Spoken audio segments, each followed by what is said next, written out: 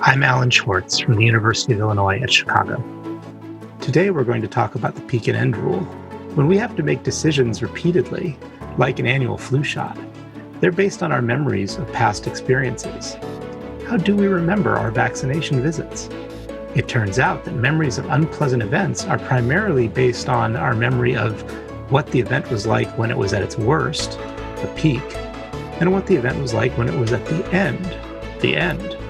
A fascinating example of this occurred in a study about colonoscopy. This study took place in the era before procedural anesthesia was regularly used in colonoscopy, and people were randomized to one of two situations.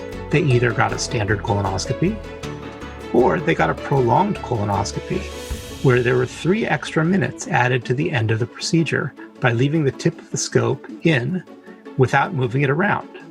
So it was still uncomfortable, but the discomfort was milder at the end of the procedure than it was in a standard colonoscopy.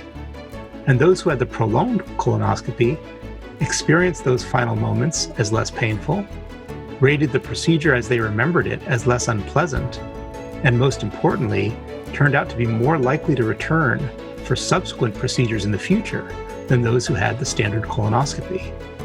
Doing something that made the experience objectively worse, added a little bit of discomfort at the end, made it psychologically better.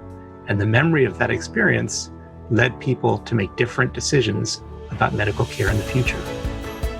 How can we make the worst part of the vaccination visit better? The worst part of the vaccination visit is usually the vaccination itself. We could think about ways to make the delivery of the vaccine less painful. Oral versus injected vaccines, for example. Or in the case of injected vaccines, we can try to adopt practices for reducing the pain of injection, such as distraction, asking the patient to breathe, devices for saturating sensory signals around the injection site, or topical anesthesia.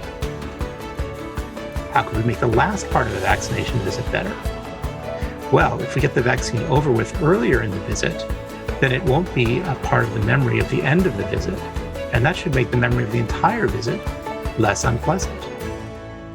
Rewarding or praising the patient can also help make the end of the visit better, and even adults appreciate a pat on the back. In summary, we can help people get vaccinated by structuring the environment to make vaccination a default and social norm, to make the consequences of vaccination more available or memorable, and to make the memories of the vaccinations themselves better.